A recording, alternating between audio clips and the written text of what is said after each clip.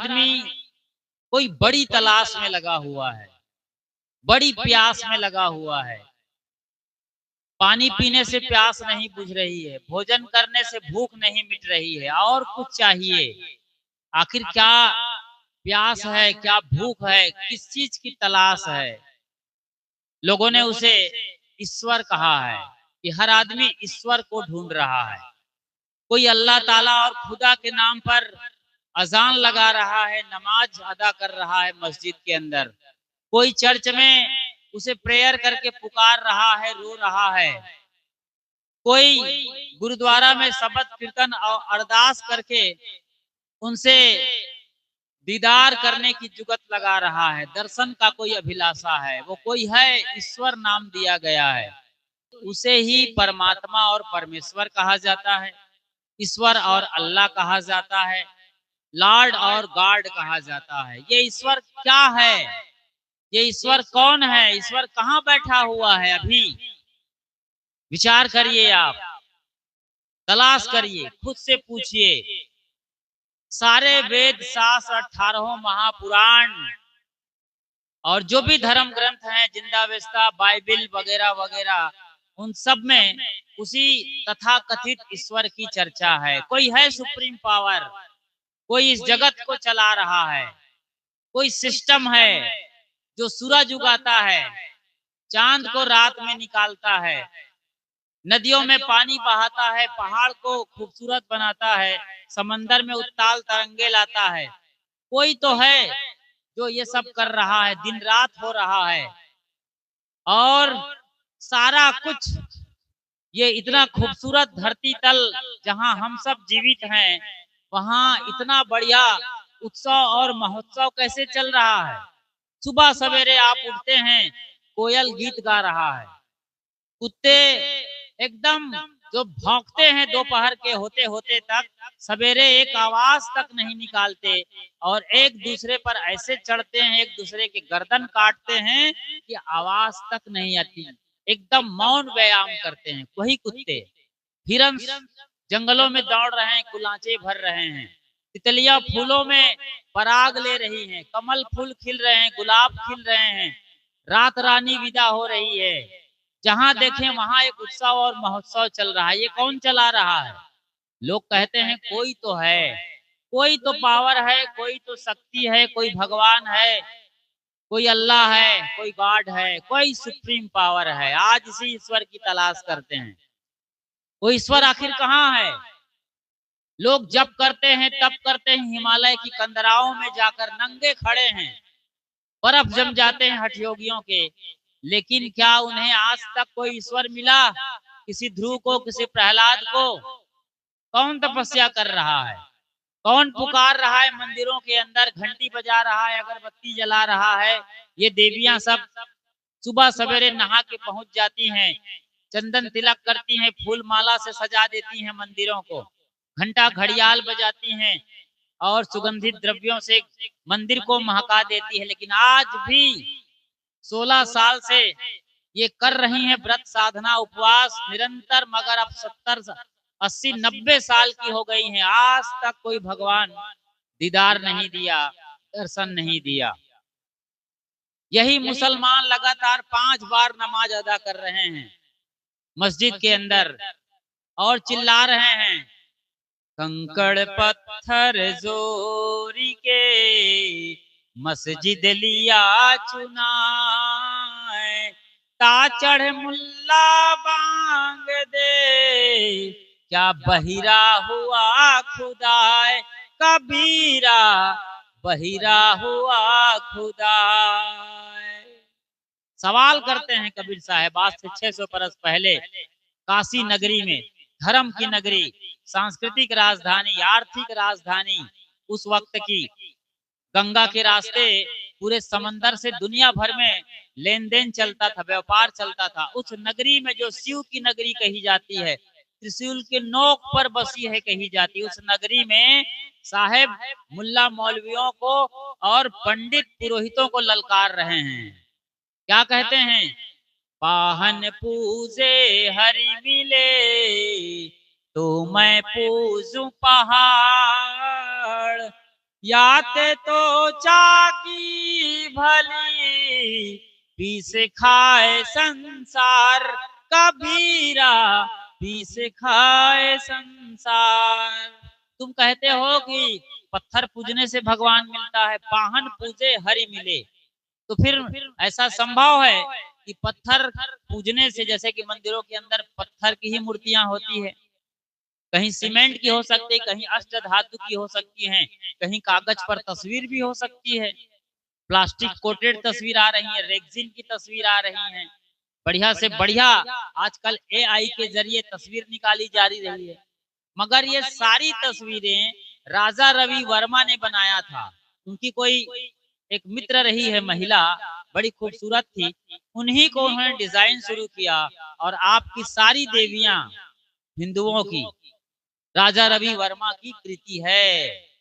सोचिए जरा, पार्वती और रणचंडी से लेकर के सीता, गायत्री और जगदम्बा, ये सारी तस्वीरें उनकी बनाई हुई हैं।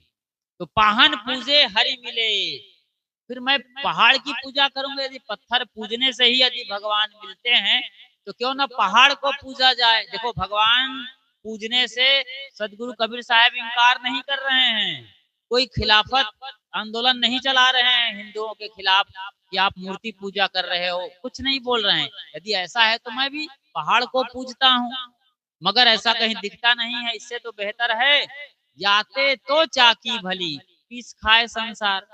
वो जाता चलाते थे, अनाज पीसते थे, दाल बनाते थे गेहूं से आटे, वो चक्की बढ़िया है। उस घर घर में चक्की मिलती थी आज से 600 बरस पहले, लेकिन ऐसा आज तक भगवान नहीं मिला है कोई भगवान के दीदार किए हो तो हाथ उठाइए आप, किसी को भगवान मिला हो तो आप हाथ उठा सकते हैं, फिर हम आपके दर्शन करके धन्य हो जाएंगे।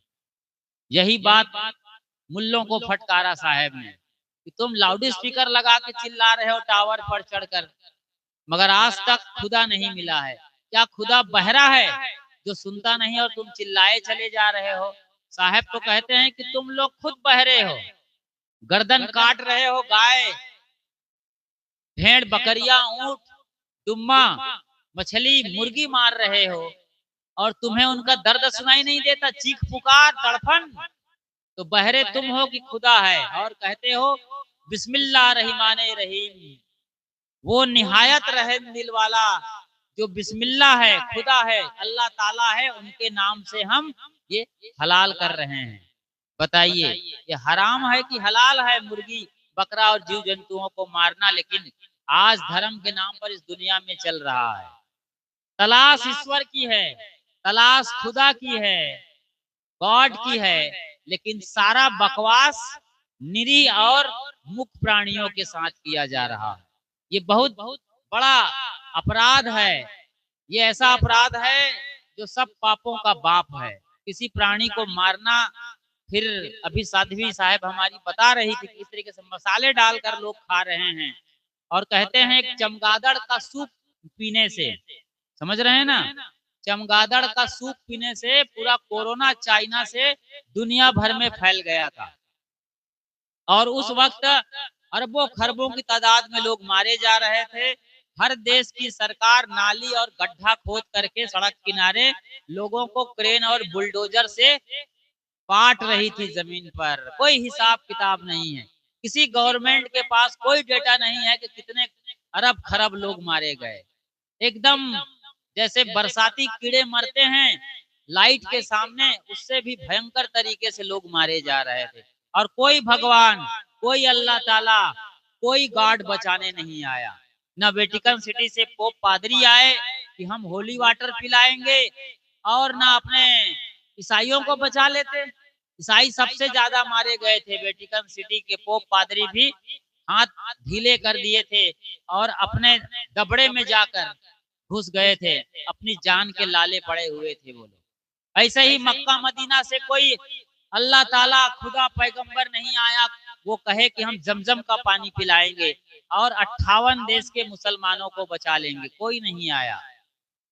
ऐसे ही यहाँ अपने देश की बात करें, यहाँ पर बड़े बड़े धार्मिक सेंटर हैं, हरिद्वार, ऋषिकेश, प्रयागराज, रामेश्वरम, वैष्णव देवी से लेकर कन्याकुमारी तक, और इधर मुंबई के मुंबईया देवी से लेकर कोलकाता की काली माई तक, सारे मठ मंदिर के कोई भी महामंडलेश्वर, जगत गुरु, शंकराचार्य, अखाड़े परिषद के कोई भी हेड ऑफ डिपार्टमेंट, गुरु, सदगुरु, महान कोई नहीं आया जो ये बोले कि हम तो भैया गंगा जल पिलाएंगे और अपने हिंदुओं को बचा लेंगे।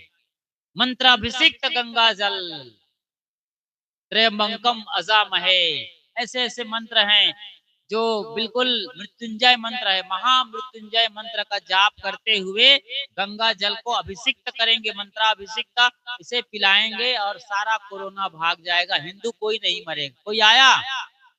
सारे लोग अपने बिल में घुस गए। ये मंदिर वाले, मस्जिद वाले जो ठेकेदार हैं, और पोप पादरी जो ईसाइयों के ठेकेदार हैं, मुल्ला मौलवी हिंदुओं के ठेकेदार हैं, और पंडित पुरोहित जो हिंदुओं के ठेकेदार हैं, धर्म के ठेकेदार, सब अपने अपने बिल में जा घुसे और दिन भर हाथ मलते रहे मक्खी की तरीके से। सैनिटाइजिंग, जिसे आपने बड़ा नाम दिया है, कोई बचाने नहीं आया। उल्टे भगवानों पर वो छिड़काव हो रहा था दवा का, उनको सैनिटाइज किया जा रहा था। जिन भगवानों के सामने नाक रगड़ के, हाथ जोड़ के, गिड़गिड़ा करके मुक्ति और मोक्ष मांगते हैं, जिन ईश्वर की कल्पना आदमी ने किया है, उनके रूप मंदिर में हैं, शून्य रूप में मस्जिद में हैं, और ईसा मसीह के रूप में क्रॉस पर लटके ईसाइयों के चर्च में दिखाई देते हैं, वो ईश्वर आज तक नहीं आया। आखिर ईश्वर है कहाँ?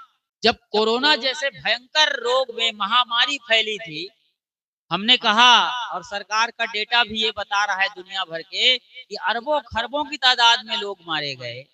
जब आपने पैदा किया है, हे ईश्वर, हे परमात्मा, हे गॉड, अल्लाह ताला, खुदा, पैगंबर, आपने ही पैदा किया है मुर्गी से लेकर हाथी तक और छिपकली से लेकर के आदमी तक के सारे प्राणियों को, तो बचाने क्यों नहीं आए? ये सवाल है उस ईश्वर से जिसका जवाब चाहिए, आज तक जवाब नहीं मिला। सोचिएगा, ईश्वर है लेकिन वैसा ईश्वर नहीं है जैसा इंसानों ने परिकल्पना करी है अपने अपने मत, मजहब और परंपरा के अनुसार।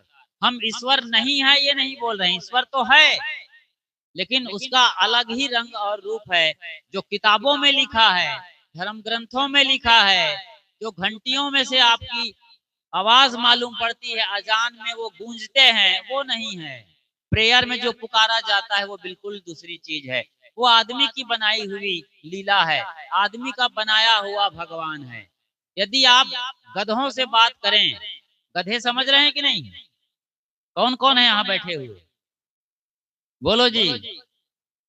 बच्चे बड़े मुस्कुराते और हंसते नजर आते हैं। ये लोग कई दफा गधा बने हैं स्कूल के अंदर में, और कान पकड़े हैं, दंड बैठक लगाए, इसलिए हंसते हैं ये लोग।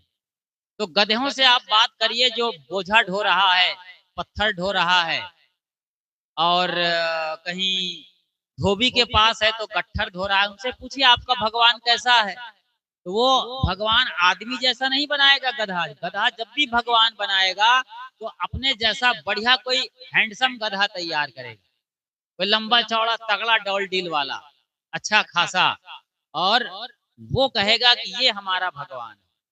किसी से भी बात कर लीजिए, भैंस से बात करिए तो भैंस भी, भैंस के आगे बीन बजाओ और भैंस रही पघुराए, मगर भैंस जब अपनी देवी कोई बनाएगी ना, रणचंडी, तो अपनी जैसी एकदम बढ़िया चिंघाड़ने वाली, दहाड़ने वाली, और बिल्कुल बड़ी बड़ी आंख वाली, बड़ी बड़ी सींग वाली, एकदम काली कलूटी अपनी देवी बनाएगी रणचंडी। ऐसे ही किसी भी जानवर से आप पूछ लीजिए, वो अपने शकल में ही अपने भगवान, परमात्मा और ईश्वर बनाएगा। ये आदमी की इजाद है। वेदों में आज के 33 कोटि प्रकार के देवता कोई नहीं है, न ब्रह्मा है, न विष्णु है, न महेश, न पार्वती है, न अम्बा है, न रंभा है, न सीता है, न राधा है, न कोई गणेश, कोई नहीं है वहां पर।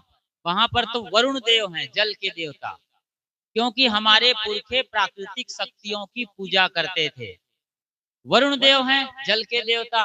मरुत देव हैं, वायु देवता, पवन देव हैं, अग्नि देव हैं, सूर्य के देवता, या सूर्य देव, अग्नि की पूजा हो रही है, पहाड़, नदी, समंदर की पूजा होती रही है, जबरदस्त बिजली कड़कती थी, और उसके बाद नगाड़े बजते थे, जो इंद्र के नगाड़े आज कहते थे, भयानक डरावना। उस वक्त सोचो जरा, वो जंगल में नहीं रहते थे, खोह और गुफाओं में रहते थे, कितना भयानक रूप रहा होगा। उनके देखते देखते उनके बाल गोपाल सब बह जाते थे, पूरा तबाही मच जाती थी। जैसे अभी आपने देखा है उत्तराखंड में जो बादल फटा और पूरा गांव नदी में बह गया, कुछ भी नहीं बचा नामो निशान के तौर पर। अरे 2-4 घर बच भी गए तो क्या फर्क पड़ता है, जब 100 घर में से 96 घर बह गए तो गांव पूरा चला गया। ऐसी तबाही उन्होंने अपने आंखों से देखा है। इतना डरते थे बिजली कड़कने पर, रौद्र रूप, तो उससे डरते डरते लोगों ने उसी रौद्र और भयानक तूफान को रुद्र बना दिया, और वही रुद्र आगे चल के शिव हो गया कालांतर में। लेकिन वेदों में आपके कोई 33 करोड़ देवता हैं, न 33 कोटि देवता हैं, न कोई देव, न कोई भवानी, कुछ भी नहीं है वेदों। ये 2.5 से 5,000 साल पुरानी किताबें मानी जाती है। वेद सबसे प्राचीनतम ग्रंथ ऋग्वेद माना जाता है। वहां पर प्राकृतिक शक्तियों की पूजा है। ये ब्रह्मा, विष्णु, महेश, ये कहाँ रहते हैं?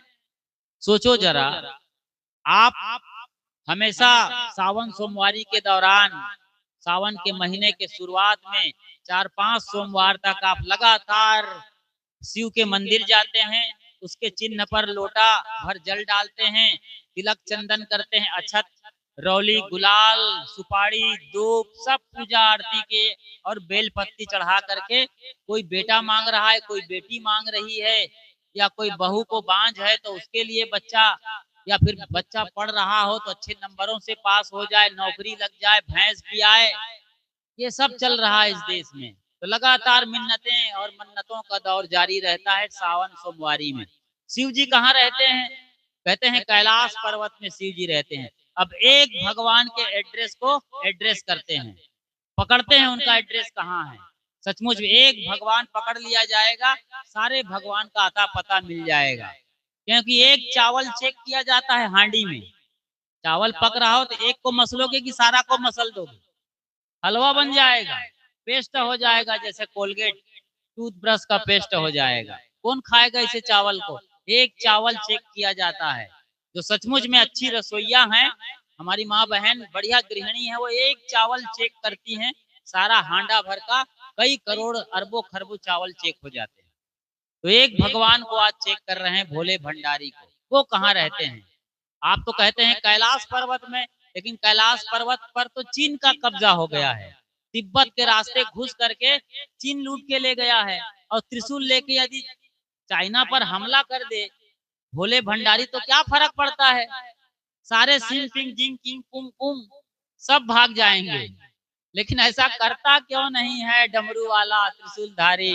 क्यों तांडव नहीं कर रहा है? उसका ही घर लूट लिया गया है। साहेब ने बीजक में कहा है, पार्वती को बांझ न कहिए, ईश्वर न कहिए भिखारी, कहें कबीर करता की बातें, कर्म की बात निनारी। पार्वती को बांझ न कहिए। आप जानते हैं गणेश जी कैसे पैदा हुए थे? नहाने लगी और जो मैल निकल रहा है उससे इतना बड़ा गणेश बना दिया। एक बच्चे की शकल का जो 1 बरस का हो, जो कम से कम लाठी लेके खड़ा हो सके, जब तक वो न नहाए तब तक, जब तक नहाती रहे, वो दरबान के तौर पर खड़ा किया था। मंत्र मार दिया तो बच्चा जिंदा हो गया। ये कहानी में आती है, ऐसा कहीं दिखता नहीं है। सीरियल और फिल्मों में दिख सकता है, एक्चुअल में ऐसा कहीं नहीं होता है। क्या पार्वती के अंदर इतना मैल जमा हुआ था बॉडी पर? बताइए। आप लोग ठंड में नहीं नहाते होंगे, माफ किया जाएगा। पार्वती को माफ कर सकते हैं? देवी है, आराध्या है, पूज्या है, जगदम्बा के स्वरूप हैं। लगता है बचपन से नहीं नहाई थी वो, तब जा करके कम से कम 5-7 किलो मैल उसके बॉडी पर जमा हुआ था। सारा निकाल के वो गणेश बनाती है। कहानी बड़ी लंबी हो जाएगी, लेकिन समझने के लिए काफी है इतना इशारा। समझिए, साहेब यहीं पर सवाल करते हैं, कबीर साहेब बीजक में, जो उनकी मौलिक रचना है, वो जो बोलते थे सभाओं में, पेड़ के नीचे बैठकर मुल्ला मौलवी पाड़े पुरोहित सब आके बैठते थे। काशी के अंदर जमघट चलता था, सत्संग जम के होता था रात रात तक। और साहब ललकार कर, पुकार कर, चिल्ला कर सवाल करते थे, किसी के पास कोई जवाब नहीं होता था। यही सवाल वो पंडित पुरोहितों और बड़े बड़े पोथा धारी यानी पोथीधारी पत्राधारी पंडितों से कर रहे हैं। साहब कहते हैं पार्वती को बांझ न कहिए, ईश्वर न कहिए भिखारी, जिस भोले भंडारी की आरती पूजा प्रार्थना करके आप पुत्र रत्न की प्राप्ति कर रहे हो या मांग रहे हो कि हमें बेटा हो जाए, बेटा दे दो भोले भंडारी, आप तो अवघड़दानी हो, एक बेटा दे दो, बांझ है बहू, भैंस नहीं पिया रही है, बताओ उनकी पत्नी को अपनी ही पत्नी का गर्भ नहीं खोल पाए। सोचो, ये मैं नहीं बोल रहा हूँ कि आप मुझ पर कल मुकदमा ठोक दो। यतीन्द्र साहब जी, आप तो कबीर पारक संस्थान से आते हो, सदगुरु अभिलाष साहब के चेले हो और ऐसी ऐसी बात कर रहे हो। ये तो आपके पुराणों में लिखा हुआ है, मैं वही बता रहा हूँ कि उनका कोख नहीं खुला, स्वयं भोले भंडारी के रहते तो आपके गांव के बहुओं के बेटियों कैसे कोख खोल देंगे भाई? सोचने की बात है कि नहीं? समझने की बात है, विचार करिए इन चीजों को। मैं ये नहीं कह रहा हूँ कि मंदिर मत जाइए, भोले भंडारी को मत पूछिए, मैं ये नहीं कहने वाला। क्यों कहूंगा? आपकी आस्था पर हम क्यों प्रहार करेंगे और चोट करेंगे? हमारा तो मकसद है कि आप शंकर को सही तरीके से समझो, वो कहाँ रहते हैं, वो खुद अपना एड्रेस बताने वाले हैं, समझो उस बात को। वो दर दर की ठोकरें खा रहे हैं, भीख मांग रहे हैं और आप उनके सामने अपना दुखड़ा रो रहे हो, मुखड़ा आंसुओं से भर रहे हो। नहीं, ऐसा मत करिए। चलिए चलते हैं। शिव जी कैलाश उनका ले लिया चीन ने, चाइना ने, इधर पार्वती को यूं ही बांझ रहना पड़ गया। अब आप सोचिए वो ईश्वर कहाँ बैठे होंगे, ब्रह्मा विष्णु कहाँ बैठते हैं, ये कृष्ण और राम कहाँ बैठे होते होंगे। हर आदमी का कोई एड्रेस होता है। कहते हैं क्षीर सागर में विष्णु है, ये क्षीर सागर कहाँ है? गोलोक धाम या गोकुल धाम में कन्हैया बांसुरी बजा रहे हैं, ये कहाँ है गोकुल धाम? सतलोक में कहते हैं कि कबीर साहब रहते हैं, रामपाल के सारे चेले चिल्ला रहे हैं सतलोक सतलोक सतलोक। अरे सारे उनके चेले आज बड़े बड़े भंडारा करते हैं और कहते हैं कि हमारे गुरु से ऑनलाइन दीक्षा लो। और उनके गुरु कहाँ है पता है ना? सारे चेले हलवा पूरी खा रहे हैं, माल बतासा छक के खा रहे हैं और उनके गुरु जो है जेल की हवा खा रहे हैं। ये कैसी बात है जी? ये कैसी विडंबना है? गुरु के नाम पर चेले छक्कर हलवा पूरी और मालपुआ धमका रहे हैं। अब बेचारे गुरु महाराज वहां पर चक्की पीसनी पड़ रही है और वो कई सालों से जुगत लगा रहे हैं, मगर वहां सलाखों से बाहर नहीं आ रहे हैं। और अपने ज्ञान गंगा में स्वयं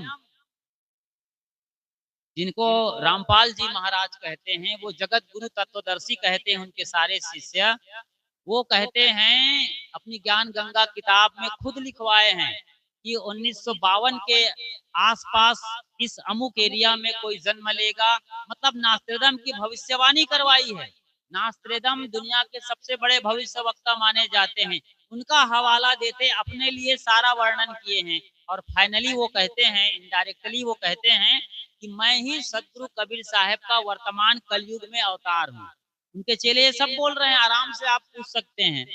52 कसनी हुई कबीर साहब को, जंजीर में से बांध कर गंगा में फेंक दिया। 52 कसनी की बात करें तो गंगा पर बैठे हैं। इधर शेर के पिंजड़े में डाल दिया, शेर उनका चरण स्पर्श कर रहे हैं, जीभ से पैर चाटने लग गए।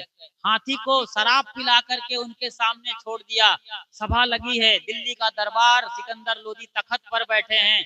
शेख तकी एकदम अपने दाढ़ी पर हाथ फेरते हुए गुर्रा रहा है कि अब कबीर मरा, क्योंकि धुर विरोधी था शेख तकी कबीर साहब का। सारी दुनिया लगी हुई थी 52 कसनी में कबीर साहब को मारने के लिए। तमाम एक से एक कसौटी वहां पर प्रस्तुत की जा रही है। शराब पिलाकर हाथी छोड़ा गया, हाथी भी वहां पर एकदम लुढ़कते लुढ़कते उनके चरणों में जा गिरता है। सोचिए ये सब हो रहा है, कहीं कबीर साहब का बाल बांका नहीं हुआ। हर मुसीबत, हर कसौटी, हर कसनी से कुछ सेकंड के अंदर अंदर कबीर साहब बाहर आ गए और रामपाल जी महाराज जो स्वयं अपने को कहते हैं कि मैं कबीर के अवतार हूँ, उनके चेले आज बोल रहे हैं, उनकी किताबों में ये बात लिखी हुई है, लेकिन एक छोटी सी कसनी मिली है, कुछ सरिया लगे हैं गोयल टीएमटी का। अरे इतने बड़े आप जगत गुरु हो, तत्वदर्शी हो, तो सरिया सरका लो। सरिया सरकाने में क्या लगता है, बच्चे सरका देंगे, बच्चों का खिलौना वाला काम है सरिया सरकाना। सरका लो, और तिहाड़ जेल में हो तो भैया निकल आओ इंडिया गेट पर, और वहां पर चहलकदमी करो, इंडिया गेट पर निकल आओ, या तो लाल किले के प्राचीर पर चढ़ जाओ जहां झंडा फहराते हैं प्रधानमंत्री साहब। एक दिन में पूरे झटके से पूरी दुनिया आपको जगत गुरु मान लेगी। कोई किताब प्रचार करने की जरूरत है, न कोई चैनल पर आने की जरूरत है, एक सब एक सेकंड सेकंड के अंदर हो जाएगा। ऐसा होता दिखता कहीं नहीं है। ऐसा धर्म के क्षेत्र में झूठ पाखंड का नाम बोलबाला इतना चलता है, इतनी बार ये झूठ बता दी जाती है कि आदमी सच मान लेता है। यही सारे भगवानों के साथ हुआ है। तो हर भगवान का विजिटिंग कार्ड होता है कि कौन कहाँ रहता है। और विजिटिंग कार्ड की बात आई तो बात करते हैं भोले भंडारी की। भोले भंडारी कहाँ रहते हैं? उन पर एक बढ़िया प्रार्थना स्त्रोत है, श्लोक है। क्या कहते हैं? कर्पूर गौरम करुणावतारम संसार सारम भुजगेंद्रहारम सदा वसंतम हृदयारविंदम भवम भवामी सहितम नमामि। जो शिव के पूजक लोग हैं, ये उनकी आराधना और प्रार्थना में हर सुबह शाम गाते हैं, या जब भी मौका आता है वो गाते हैं। कर्पूर गौरम, देखिए उनका विजिटिंग कार्ड, एड्रेस कार्ड, वो कहाँ बैठे हुए हैं। एक भगवान को हम समझेंगे, सारे भगवान वहीं मिलेंगे, कोई बाहर नहीं है। कबीर साहब इस पर आखिरी ठप्पा लगाते हैं सुप्रीम कोर्ट का, वो कोई फर्क नहीं पड़ता। फिर सारी चीजों को साहब ने पढ़ा, देखा, सुना अपने जमाने में, और उसके अनुसार हिंदू परंपरा हो, चाहे मुसलमान की परंपरा हो, या दुनिया की और कोई परंपरा हो, उसका सारा निचोड़ निकाल करके कबीर साहब ने अपना सत्य सिद्धांत बताया है पूरी दुनिया को।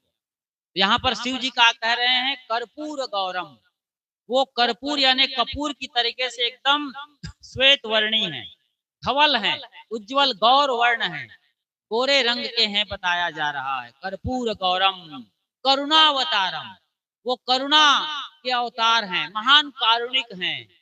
अपने को भस्म करने वालों को भी वो आशीर्वाद दे देते हैं। मतलब भस्मासुर खुद भस्म कर देने वाला था, ऐसा मौका आ गया था, लेकिन मोहिनी रूप बना करके विष्णु आए थे और अपने हाथ को ऊपर रखा मोहिनी ने, तब जाकर के भस्मासुर ने अपने ऊपर हाथ रखा और वो खुद भस्म हो गया, वरना कहीं ऐसा ना हो जाता कि शिव को भस्म कर देता।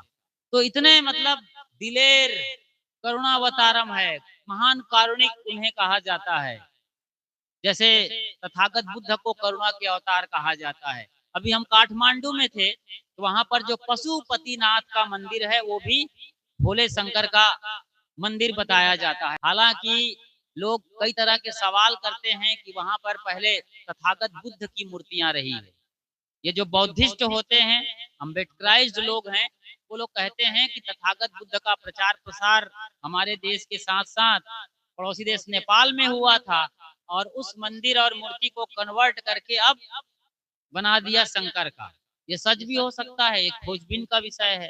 खैर, पशुपतिनाथ कहा जाता है। पशु कौन है? ये सारे चार पैर वाले चौपाया जानवर पशु हैं, और परिंदे मतलब चिड़िया। तो कीड़े मकोड़े, पशु, परिंदे, जो भी मनुष्य के अलावा अन्य खाने के जीव जंतु हैं, सब पशु कहलाते हैं। वो पशु जो पास में बंधे हैं, प्रकृति के नियम और धर्म में बंधे हैं, वो सब पशु उनके पति हैं वो। और लोग, आज आप नेपाल चले जाइए, 3 करोड़ की लगभग आबादी है पूरे नेपाल की, एक दिल्ली की आबादी से भी कम आबादी है, और इतना मांस खाते हैं कि गली मोहल्ले में भी बकरा मुर्गा आप के सामने ही काट देंगे।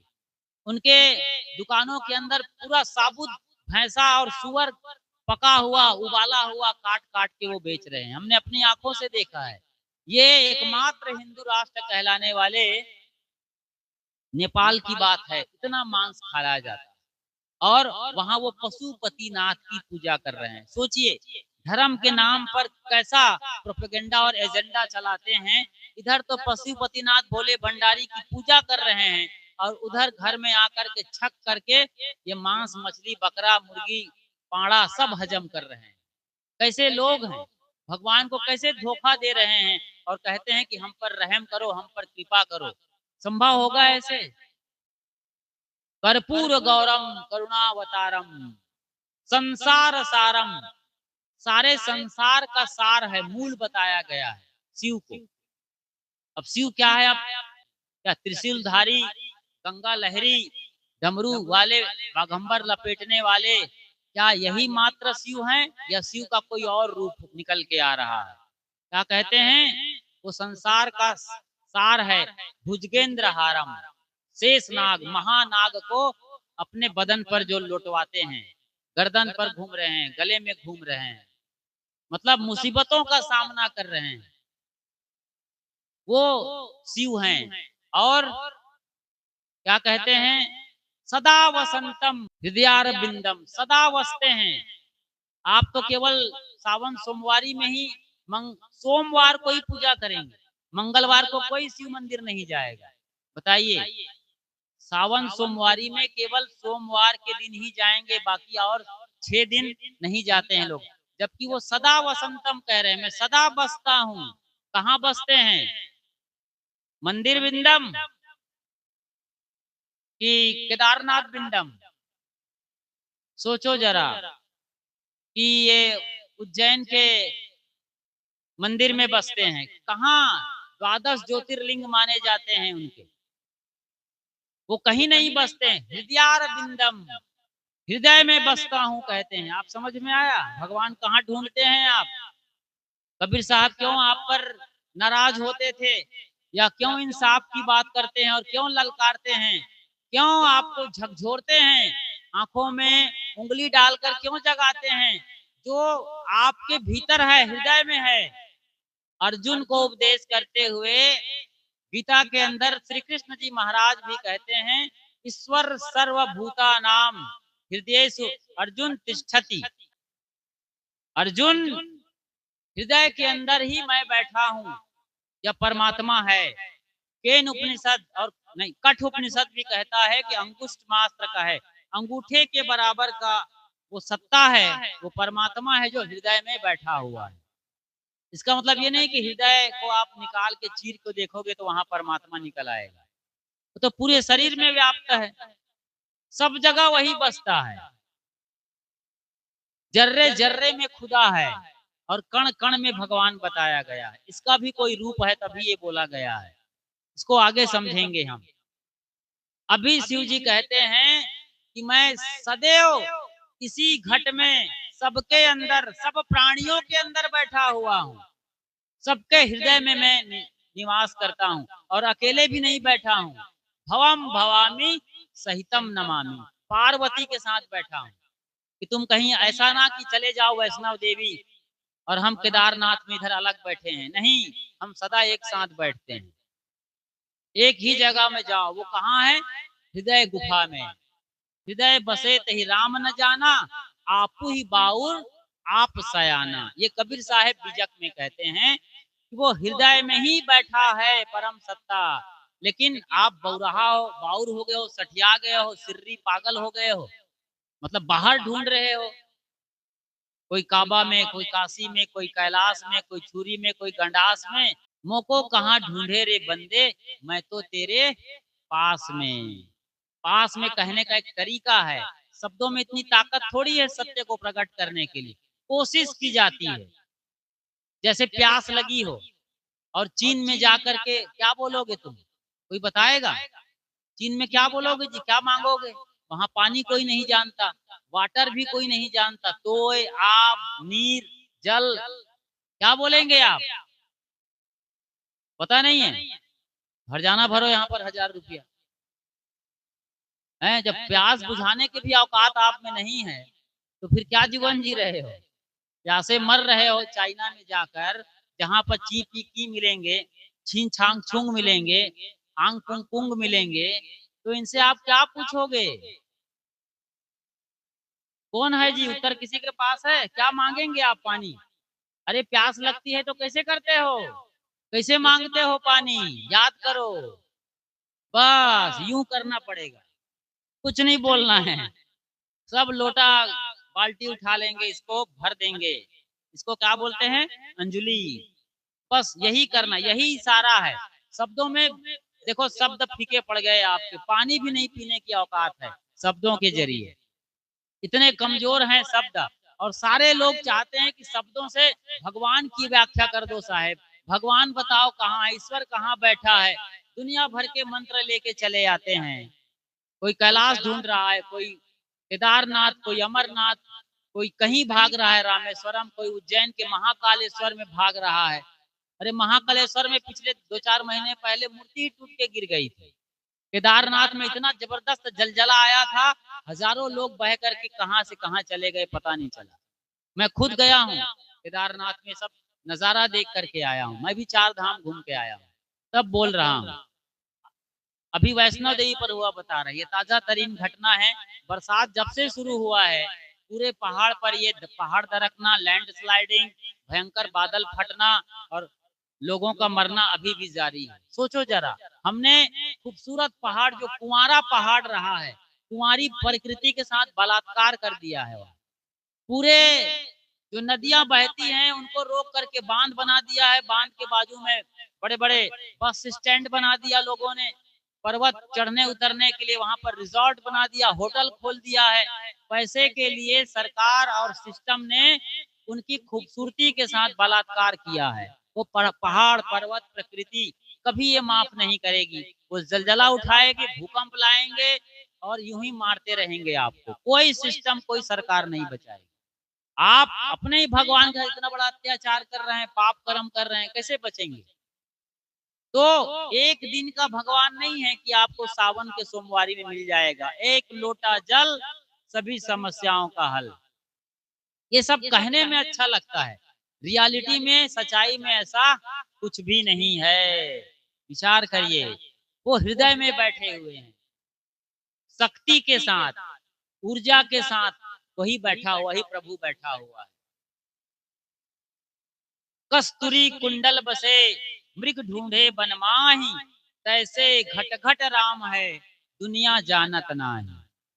कस्तूरी कुंडल बसे, एक हिरण आपने देखा होगा, हिरण सिंह वाला, देखे हो डियर? हाँ, तो हिरण आपने देखा है, इंग्लिश में डियर कहते हैं। तो हिरण जब जवान होता है तो उसकी नाभि में, यहाँ नफा में एक गोला पकता है, कस्तूरी कहते हैं उसको। अभी हमारे प्रयागराज कबीर पार्क संस्थान के ठीक सामने जो कबीर बाजार लगा था, तो वहां पर हींग बेचने वाले वही कस्तूरी लेके आए थे। उसमें बाल भी थे, कुछ चाम भी थे। अब असली था कि नकली था मैं नहीं कह सकता, लेकिन कस्तूरी बिकती है बड़े बड़े धार्मिक स्थानों में। जैसे हरिद्वार चले गए, मेला लगा हो, कुंभ मेला, तो फिर लाइन लगा है कस्तूरी वालों की। कहते हैं कि हम हिमालय से लेके आए हैं, दवा बनाते हैं लोग उसकी। कस्तूरी कुंडल बसे, मृगा के नाभि में वो कस्तूरी पकती है, जवान हो रहा है, तो उसको बेचैनी हो जाती है कि इतनी बड़ी खूबसूरत, मतलब खुशबू आ रही है एकदम। जैसे अभी अगरबत्ती जला दे कोई यहाँ पर, बढ़िया अच्छी क्वालिटी का, तो हर कोई देखना चाहेगा कि ये खुशबू कहाँ से आ रही है। ये वही बात है, जब जवानी शुरू होती है आदमी के अंदर, वासना की आग भड़कती है, तो फिर आदमी पागलों की तरह दर बदर भागता है। गुरुदेव जी कहा करते थे कि कुत्ते केवल कार्तिक में पागल होते हैं, लेकिन आदमी 12 महीने पागल होता है ना? ये बात समझ में आ रही है? तो इसी तरीके से जवानी जब भड़कती है तो फिर आदमी आउट ऑफ कंट्रोल हो जाता है। इसके लिए भी अच्छी शिक्षा चाहिए, संस्कार चाहिए। घर के अगुआ, गुरुजन और जो मुखिया हैं गांव के हैं, इनकी बड़ी जिम्मेदारी, स्कूल के टीचर की बड़ी जिम्मेदारी है, और सबसे बड़ी जिम्मेदारी माँ बाप की है कि उन्हें सही तरीके की शिक्षा समझाकर बुझाकर दिया जाए। इन चीजों के बारे में भी हल्की फुल्की जानकारी जो संभव है उन्हें बताया जाए और बच्चों को टारगेट सेट किया जाए, एक गोल कि तुम्हें पढ़ाई करके बेटा क्या करना है, बेटी तुम क्या बनोगी, उस पर फोकस करके उन पर लगाया जाए तो फिर वो कोई सुनीता विलियम्स बनेगी अंतरिक्ष यात्री, कोई सोफिया कुरैशी बनेगी टैंक पर पाकिस्तान को नेस्तनाबूद करने वाली, कोई द्रौपदी मुर्मू बनेगी देश की राष्ट्रपति, भले ही वो रबर स्टैंप हो अलग मामला, तो कोई तो बनेगी। तो इस तरीके से जवान मृग के अंदर कस्तूरी पकती है तो बेचैन हो उठता है, उसे पाने के लिए वो दौड़ लगाता है नदी पहाड़ पत्थरों में, इतना दौड़ता है कि लहू लुहान हो जाता है, गिर करके थक जाता है, और जब चूर चूर हो गया है, खून बह रहा है, यहाँ घुटनों से कहीं नथुने से टकराया है, पहाड़ से पत्थर से नदी में फंसा है, थका है, और अब जाकर के वो जब पड़ा हुआ है मुर्दे की भांति, सांस चल रही है, उसकी नाक धीरे से धोखे से नाभि के पास पहुंचती है, तब पता चलता है अरे नाभि से सुगंधी आ रही, मेरे पास ही ये है, सारा माल खजाना मेरे पास है, और मैं दर बदर की ठोकरें खा रहा था, भिखारी बना हुआ। ये आदमी की कहानी है। हिरण के साथ हो या ना हो, आपके साथ ये जरूर हो रहा है। कस्तूरी कुंडल बसे मृग ढूंढे बनमाही, कैसे घट घट राम है दुनिया जानत नाही। राम तो घट घट में बैठा हुआ है, उसे आप कहाँ बाहर ढूंढ रहे हो? क्या वो प्राण प्रतिष्ठा किया गया 22 जनवरी को, तो वहां पर राम मिलेंगे जो खुद पहरेदारों के साथ है, वहां पर आप चरण नहीं छू सकते, उसके गले नहीं मिल सकते, आप अंग अंग नहीं लगा सकते, पहरेदार वहां पर खड़े हुए हैं। और उसके पहले राम लला जब झोपड़ी में थे तो पूरी पुलिस फोर्स लगी थी हजारों की तादाद में, तो भगवान के लिए पुलिस फोर्स लगाने की बात बड़ी बचकानी मालूम पड़ती है। भगवान स्वयं समर्थशाली हैं, सुप्रीम पावर है, पावरफुल है, सर्वशक्तिमान सर्वव्याप, और जितनी महिमा गाओ वो सबसे ज्यादा बताया गया है, लेकिन ये हालत है देश में। तो वो भगवान नहीं है, भगवान असल में आपके भीतर बैठा है, जो दिन भर आपको पुकार रहा है। जब भी आप गलत करने चलेंगे तो वो आपको टोकेगा और रोकेगा। एक बार नारद जी नारायण नारायण करते पहुंच गए भगवान विष्णु के क्षीर सागर में, और कहे कि प्रभु हमसे लोग आपका एड्रेस मांगते हैं, आप कहाँ रहते हैं? क्षीर सागर उनको समझ में नहीं आता है, सबकी औकात भी नहीं है कि आप तक क्षीर सागर पहुंचे, तो आप बताएं कि आप रहते कहाँ हैं। कहा नारद इतने सालों से मेरा गीत गा रहे हो तंबूरे पर, और वो औठा क्या कहते हैं उसको, खंजरी मंगठा कई नाम है उसके, नहीं लकड़ी का बस्ता है यूं ही, उसको ले लेकर नारायण नारायण कर रहे हो, अभी तक पता नहीं है मैं सब प्राणियों के भीतर बसता हूँ, उनके हृदय में रहता हूँ। बहुत खुश हो गए नारायण से ये उत्तर सुन करके, सभी प्राणियों के भीतर मैं बैठा हूँ। अब वो चले पहुंच गए कि लैनपुरी में सत्संग हो रहा है, हो सकता है विष्णु भगवान की कथा भी हो जाए, तो यहाँ पहुंचने के लिए वो कहाँ चले, गजरौला पहुंच गए। गजरौला से फिर कोई ऑटो लेकर के यहाँ पहुंचे, आपके गांव के बाहर ऑटो वाले ने उतार दिया। अब यहाँ पैदल आना है, और पता चला कि यहाँ पर कथा में विष्णु की चर्चा होती है, भगवत कथा चल रही है भगवान की लीला की, तो हम चलते हैं, साहब संत आए हैं, और यहाँ के लिए वो चलने लगे। तो लोगों ने कहा जा तो रहे लेकिन खबरदार रहना, लैनपुरी में एक बड़ा भारी भरकम जो है दिल डौल का बैल बैठा है, वो बैल दूसरे आदमी को देखता है अजनबी को, तो फिर वो खतरे में डाल देता है, कहीं उठा के ना पटक दे, ध्यान रहना, अरे उठा के पटकेगा। हमारे प्रभु नारायण ने बताया है कि वो सबके हृदय में निवास करते हैं, तो वो तो भोले भंडारी का सवारी है, आनंदी नंदी बैल, वो तो हमें देखते ही पहचान लेगा कि हमारे प्रभु का सेवक नारायण नारायण करते आ रहा है, हमारी वेशभूषा से पहचान लेगा, काहे को डरना। अब सचमुच में चौराहे पर जहाँ वो बैठा था, गोल्लर, गोल्लर समझते हो, इसे गोल्लर भी कहा जाता है। आप छत्तीसगढ़ जाएंगे ना तो उस नंदी बैल को गोल्लर कहते हैं। उसके पिछवाड़े में त्रिशूल लोगों ने वो जलती हुई वो सरिया से लगा देते हैं और बना देते हैं, दाग देते हैं। एक तरफ डमरू उसको गोल्लर कहते हैं। गोल्लर मतलब एकदम रोबिला गोरिल्ला वाला ताकत वाला भयानक पावरफुल होता है ये। छोड़ देते हैं उसको, कोई रोकता टोकता नहीं है वो सांड को, क्योंकि वो नंदी बैल है, कहीं जाकर के बाजरा खाए मक्का खाए सब उसके लिए माफ है। तो वो मस्त उसको देखा तो और खुश हो गया, झूम गया कि मेरे प्रभु के जो भाई हैं महादेव की सवारी है। और मगन होके आंख बंद करके नारायण नारायण, मेरे को तो पहचानते ही हैं। अब वो एकदम गुस्सा आ गया, पहली बार कोई आदमी ऐसा रंग रूप बाना वाला आया है और उछल कूद भी मचा रहा है और नारायण नारायण की ध्वनि भी, और वो ठप ठप वो उसको बजा रहा मंगठा को। तो ये और उसको जो है चंदन पोत रखा था पूरे माथे भर, वो तो उसको फड़कने के लिए काफी था। वो एकदम पूरे पावर में आ गया 100 डिग्री के, और ऐसा गुस्साया और जो जोर से खड़ा हुआ और दौड़ा दौड़ा। अब वो तो आंख बंद किए नारायण, हल्का से देखा कि कोई करीब में आ रहा है। प्रभु प्रभु, अरे आपका अब एड्रेस तो इसके भीतर भी है, इसके भीतर भी आप बैठे हो, ये क्या हो रहा है। तब तक उठा के पटक दिया। अब वो चारों खाने चित्त पड़े हैं बेदम। उसके पहले डॉक्टर विजेंद्र सिंह ने उनको रोका भी था, उधर मत जाना, हमारे गांव में बड़ा खतरनाक सांड है, वो अजनबी पर रहम नहीं करता है। लेकिन इनकी बात सुना नहीं और वो अपनी धुन में रहा, और वो हुआ जो नहीं होना चाहिए। आखिर में लोगों ने उनको उठा करके पहुंचा दिया वहां पर विष्णु लोक। और वो जब गए प्रभु के पास तो कहा, प्रभु ये कैसा, आप सबके हृदय में विराजता हूँ बोलते हो, गलत एड्रेस कैसे दे दिया हमको। गलत एड्रेस दे करके ये, अरे काहे को गलत एड्रेस देंगे जी, हमने कभी झूठ बोला है, सदा सही एड्रेस दिए हैं। तो काहे को वो एड्रेस, उसके भीतर भी आप ही बैठे थे, तो हमको उठा के पटक कैसे दे दिया।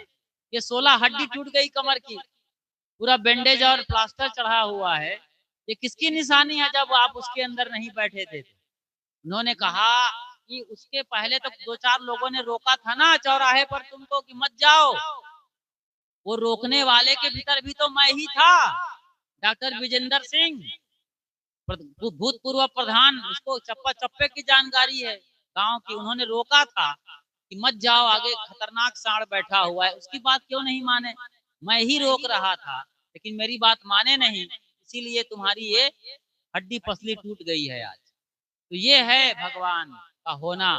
साहेब कहते हैं, हृदय बसे तेहि राम न जाना, आपू ही बाउर आप सयाना। क्यों तिलमाही तेल है, ज्यों चकमक में आग, तेरा साईं तुझ में जाग सके तो जाग। इतनी बड़ी बात साहब करते हैं और आप समझना नहीं चाहते हो। नदी पहाड़ पेड़ पत्थर में ही, क्योंकि वहां पर कोई रोकने वाला है ना टोकने वाला। मतलब आप मंदिर जाओ, बढ़िया नारियल फोड़ो, चंदन तिलक लगाओ, माला पहनाओ उसको, भगवान को कपड़ा लत्ता जो भी चढ़ा सकते हो, लड्डू प्रसाद दे दो, ये सब घूस पात दे दो। अब बड़े आराम से फिर घर में आओ, बकरा मारो, मुर्गी मारो और सारा गटक जाओ खून पी करके, कोई रोकने वाला नहीं है।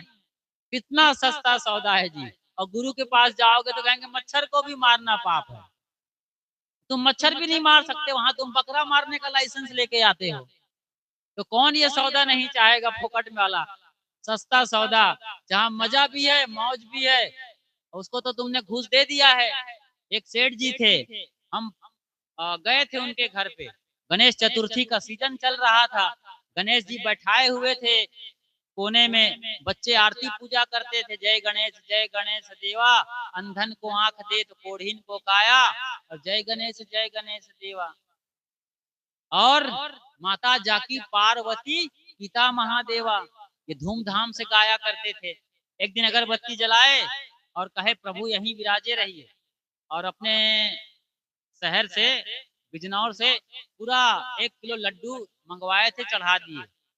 और गणेश से कहा कि प्रभु विराजिए, हम तो दुकान जा रहे हैं। तो गणेश ने कहा, अरे भाई हम पिछले 4 दिन से इधर ही बैठे हैं, लड्डू चढ़ा देते हो ठीक है। अरे लड्डू खाते खाते हम भी उबिया गए हैं, तुम्हारा लड्डू भी सैकड़ीन वाला आ रहा है, नकली लड्डू आ रहा है, ओरिजिनल लड्डू तो मिलता नहीं घी का, ये पाम ऑयल का लड्डू चढ़ा के हमको यहीं बैठाए रहोगे।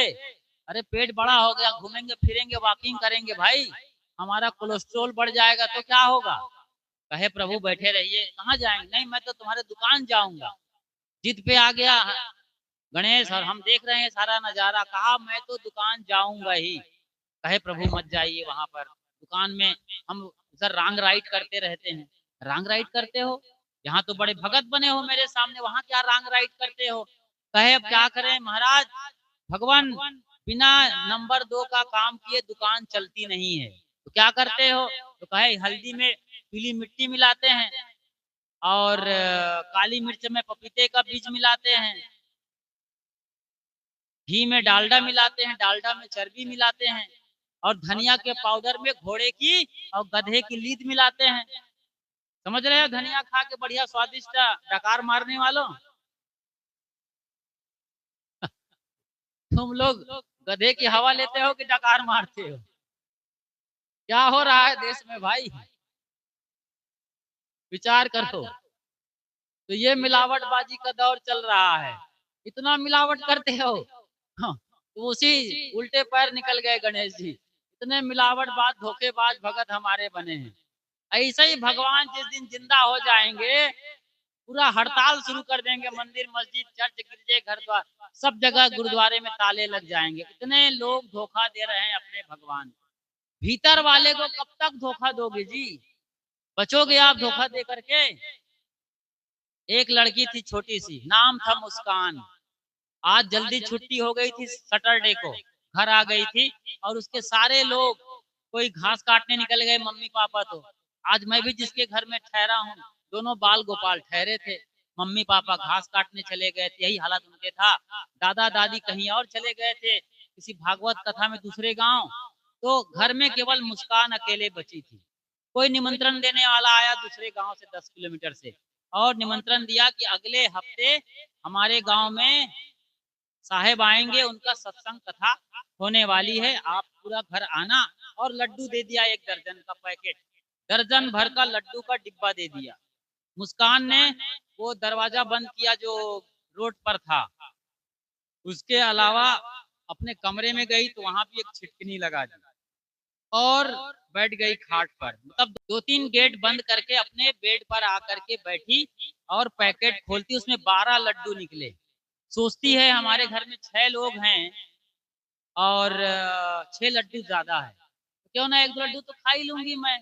लड्डू खाने लगी, धीरे धीरे करके सारे लड्डू बहुत अच्छे लग रहे थे, 6 लड्डू खा गई। अब 6 लड्डू छोड़ दी, क्योंकि 6 लोग हैं, मम्मी पापा दादा दादी और भैया सब आएंगे, तो 1 लड्डू और मिलेगा मुझे। लेकिन बच्चा तो बच्चा होता है, लार और ज्यादा टपकने लगी लड्डू खाने के बाद, अपना कंट्रोल नहीं कर पाई। तो 6 लड्डू जो बचे हुए थे उनमें से 1 लड्डू अपना वाला उठाई। मम्मी पापा आएंगे, दादा दादी ये 4, भैया 5, छठवां तो मेरा ही है, तो क्यों ना इसको चाट कर रख दूं। ये सोच, अच्छा चाटने के लिए जैसे ही उठा रही थी, एक छिपकली जो ऊपर छत पर थी उसके दरवाजे पर कूदी। दरवाजा लकड़ी का था, हल्का फुल्का, वो खड़खड़ा गया, और खड़खड़ाहट की आवाज से पूरा लड्डू का डब्बा गिर गया। खाट से इतने ऊपर पर थी, खाट से नीचे गिर गई 2 फीट, तो सारा लड्डू फूट करके बिखर गया।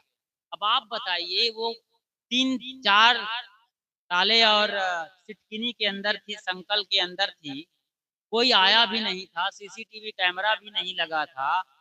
अब आप में से कौन बताएगा कि वो मुस्कान के हाथ से लड्डू का डिब्बा किसने गिराया, बताइए। जो गिराएगा उसको इनाम मिलेगा, बोलिए कौन गिराया जी। मुस्कान के डब्बा से लड्डू कैसे बिखरा, बताइए, लगाओ दिमाग। सुन रहे हैं कि कान में रुई लगा है, भय हो गया। चलिए ताली बजाओ डॉक्टर साहब के लिए, एक उत्तर दिया है इन्होंने, लेकिन उत्तर ना काफी है। कौन गिराया, क्यों गिराया, या क्यों गिरा नहीं पूछ रहा, गिराया कौन, यही बता दोगे तो सारा उत्तर मिल जाएगा। कौन गिराया इधर, चंपा चमेली पार्वती सीता सावित्री, बताओ भाई, बताओ जी। चिंटू पिंटू इधर देखो तुम लोग, अरे टिंपू इधर, हाँ कौन गिराया जी, लगाओ दिमाग उधर। और कोई दूसरा आंसर देगा? जवान लोग। मुस्कान ने क्यों गिराएगा भाई? वो तो खाना है लड्डू, वो क्यों गिराएगी? तो सारा हजम कर जाएगी, 12 लड्डू दर्जन भर। कौन गिराया? क्यों जी भजन गाया? आप बताओगे कौन गिराया? अब आप समझो, आप समझने की कोशिश करिए। आप लोग हमेशा बाहर मंदिर मस्जिद जाते हैं, पेड़ पहाड़ पूछते हैं, नदी तालाब पूछते हैं, गोबर माटी पथरा पूछते हैं ना, इसीलिए उत्तर नहीं दे पाए। सच्चे गुरु अभी तक पहुंचे ही नहीं है, जो बताए कि भीतर परमात्मा बैठा हुआ है, जिसकी आवाज से सारा कुछ आप करते हो। देखिए, जब भी आप अकेले में कोई भी पाप कर्म करें, कोई भी गलत कर्म करें, कोई भी गंदा कर्म करें, कोई भी ऐसा अनैतिक व्यवहार करें, तो आपका दिल धड़कता है। पहली बार तो यहाँ पर धक धक करेगा, कोई देख ना ले। सीसीटीवी कैमरा से आदमी बचता है। मंदिर के बाहर दीवार पर लिखा हुआ है कि खबरदार, आप सीसीटीवी कैमरे के नजर में हैं।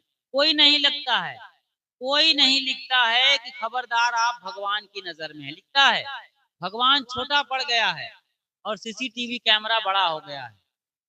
सही है, भगवान उसके सामने एकदम फालतू हो गया है। चाहे वो गदा लेके खड़ा हो, चाहे त्रिशूल लेके खड़ा हो, चाहे सुदर्शन चक्रधारी हो, सारे गांडीव और सारे जो पावरफुल सिस्टम के साथ भगवान है मंदिर के अंदर या मस्जिद के अंदर भी उनका अल्लाह ताला हो, तो वो भी नकारा हो गया। क्यों? क्यों सीसीटीवी कैमरे पर भरोसा है? क्या हो गया है इस देश को? सोचो, विचारो। तो सीसीटीवी कैमरा से डरने वाला इंसान भगवान से नहीं डरता, इंसान से भी नहीं डरता। लेकिन कोई देख ले तो खतरा है, इसलिए डरता है, कहीं केस मुकदमा ना ठोक दिया जाए या जलील ना होना पड़े, इसलिए डरता रहता है। तो सच क्या हुआ कि मुस्कान के अंदर जो भीतर में उसका परमात्मा बैठा है ना, उसने गिरा दिया कि तुम पाप करने जा रही हो। तुमने 6 लड्डू खाया, हमने माफ कर दिया। अब ये 6 लड्डू जो बचे, इनको घर वालों के साथ तुम्हें खाना चाहिए, ईमानदारी के साथ जियो। ये सबक सिखाने वाला भीतर परमात्मा बैठा है। ईश्वर सर्वभूता नाम देश अर्जुन तिष्ठति, या फिर वही सदा वसंतम हृदयारविंदम, वहीं शिव जी बैठे हैं। सारे भगवान यहाँ बैठे हुए हैं और आप उन्हें बाहर ढूंढ रहे हो। यही कबीर साहब आपको समझाते हैं कि ईश्वर कहीं नदी पहाड़ पर्वत समंदर मंदिर मस्जिद चर्च गिरजा घर गुरुद्वारा नमाज अजान प्रार्थना पूजा कर्म कांड हवन तर्पण गंगा स्नान कहीं नहीं है। वहाँ गंगा स्नान करने से वाकई में मुक्ति मिलती तो काहे को भगदड़ हो गई थी। कुंभ मेला में, महाकुंभ में जो 144 बरस हो रहा था, वहाँ कितने लोग भगदड़ में रौंदे गए, गंगा मैया क्यों नहीं प्रकट हो गई? हर जगह आप देख लीजिए, मस्जिद के अंदर एक बम्बार आता है, खुद कुछ बम्बार, जो सुसाइड करता है, अपने अंदर के सिस्टम को रिमोट से दबा देता है और खुद ब्लास्ट हो जाता है, अपने साथ 150 लोगों को मार डालता है। अल्लाह ताला क्या टुकुर टुकुर ताक रहा है वहां बैठा हुआ? उन्हें नहीं पता है कि अभी रिमोट दबेगा और ये ब्लास्ट होगा और लोग मारे जाएंगे? क्यों नहीं बचाता है? ऐसा भगवान है, ऐसा खुदा है। वैसे ही ईसाइयों के साथ हुआ है। वहीं मस्जिद, ईसाइयों के चर्च में बंदूकें चल जाती हैं, मशीन गन चला देते हैं, कितनों को भून डालता है कोई एक आध ईसाई, कोई गोरा, कोई फॉरेनर। वहां उनके देशों की बात करें तो क्यों हो रहा है ऐसा? भगवान भीतर बैठा हुआ है, ये सबसे बड़ी बात है। बात बड़ी तीखी है, जो बाहर ढूंढते हैं मंदिर में या पूजा में प्रार्थना में नहीं। ये इसको पहले पूज लो, भीतर वाले को, हृदय में बैठा है। इसको जो जान गया, इसको जो समझ गया, वो कभी भी कोई पाप कर्म नहीं करेगा, वो अच्छा ही अच्छा करेगा। वो मंदिर जाए न जाए कोई फर्क नहीं पड़ता है, वो जहां है वही मंदिर शुरू हो जाता है, वो उसके भीतर ही भगवान प्रकट होना शुरू हो जाता है। यही ध्रुव प्रहलाद की कहानी है। ये मन तो निर्मल भया जैसे गंगा नीर, पीछे पीछे हरि फिरे कहत कबीर कबीर। साहब कहते हैं, जब जब मैंने अपने मन को मांझ लिया, सारे मैल निकाल दिया, इतना निर्मल हो गया जैसे गंगा नीर। कई साल तक रखो, गंगा का पानी खराब नहीं होता है। इतना वहाँ जड़ी बूटियां और तमाम केमिकल्स मिले हुए हैं, नेचुरल पदार्थ। अभ्रक जैसे, सल्फर जैसे बड़े बेशकीमती जो कभी कीड़े मकोड़े या जीव जंतु होने नहीं दे, सड़ता नहीं पानी। इतनी निर्मलता आपके अंदर आ जाए कि काम, क्रोध, लोभ, मोह, मद, माया, मत्सर जैसे सारे विकार, सड़न, बदबू, गंदगी आपके मन से निकल जाए, तब जाके परमात्मा आपके भीतर से प्रकट होगा। इसी को कहते हैं आत्मा साक्षात्कार। यही हिरण्यकश्यप की कहानी है। सारी कहानियां यहीं आती है, यहीं बजरंग बली खड़े हो जाएंगे, फिर सीना फाड़ करके राम और सीता दिखाई देते हैं। सारे जो उपाख्यान है महाभारत के, रामायण के, पुराण के, कुरान के, बाइबिल के, जिंदावेस्ता के, वेदों के वचन यहीं सार्थक हो जाते हैं। तत्वमसि से केतु कहते हैं, ये वचन आए हैं। अयम आत्मानम प्रज्ञानम ब्रह्म, मतलब ज्ञान ही ब्रह्म है। सभी आत्माओं में वही बैठा हुआ है, वही तू है बताया। ये उपनिषद का मंत्र है कि और कहीं मत खोजो। एक लाइन आखिरी दोहा सुनते जाइए, याद रखिएगा। जब मैं था तब हरि नहीं, अब हरि है मैं नाही। और प्रेम गली अति सांकरी, जामे दो न समाए। एक मंदिर परमात्मा का बनाया हुआ है। परमात्मा मतलब प्रकृति का। ये पूरा संसार उसी का मंदिर है। क्या मंदिर में ही भगवान है और मंदिर के बाहर शैतान है सब? यही तो गलती हो रही है। हर दिल में भगवान बैठा है। हर दिल के अंदर जो परमात्मा देख लेगा, कभी झगड़ा होगा सास बहू का, भाई भाई का, पड़ोसी पड़ोसी का, सबके अंदर वही निहार लेगा। फिर जब मैं था तब हरि नहीं, मैं मतलब अहंकार, आपकी नकली दुनिया बनाई हुई मन की दुनिया, आपकी जो काम चलाऊ दुनिया है मैं का, वो सारी दुनिया चौपट होने वाली है। असली मैं पर आओ, जिसकी सत्ता से मैं बोल रहा हूँ, मैं कह रहा हूँ, जिसकी सत्ता से वही परमात्मा है। जिसकी सत्ता से इंद्रियां चलती हैं, फिरती हैं, देखती हैं, चखती हैं, सुनती हैं, भोगती हैं, वो असली मैं ही परमात्मा है, न कि इंद्रियां या इंद्रियों का कोई विषय। आदमी अपने मिट्टी के हाथों से जो भी बनाएगा वो मिट्टी का ही रहेगा, वो भगवान हो ही नहीं सकता, इम्पॉसिबल है। इस बड़े सत्य को समझिए और कबीर साहब के पारक सिद्धांत के इस सनातन सत्य को समझिए। यही सचमुच में सनातन धर्म है। अपने भीतर भगवान से मुलाकात करिए, परमात्मा के दीदार करिए, और तब जा करके आपकी बाहर की भटकन बंद होगी, दुख और दर्द संपन्न हो जाएंगे, खत्म हो जाएंगे। जिस तरह से हमने लिखवाया था सर्वश्रेष्ठ मानव कथा, उसी तरह के साहिब जी ने विचार रखे और बताया जितनी भी कथा हैं, चाहे भागवत कथा हो, रामायण हो, गीता हो, पुराण हो, चाहे चार धाम, जितनी भी शोभा है, और इस पिंडाल में जो बैठे हुए हैं इसकी भी शोभा है। इसकी जो शोभा बढ़ रही है वो मनुष्य के द्वारा ही बढ़ रही है। हर कोई आदमी दूसरे की कथा सुनाता है, विष्णु की कथा सुनाता है, भागवत कथा सुनाता है, मगर मनुष्य की कथा संत कबीर या संत जितने भी हुए हैं वो मनुष्य की कथा सुनाते हैं।